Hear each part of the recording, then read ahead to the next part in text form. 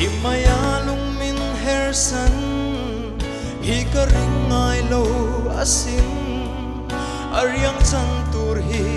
iton lo ani ma se mangai luat fangin poite ka tem chuang long che ka tuar na nge lung len hi zong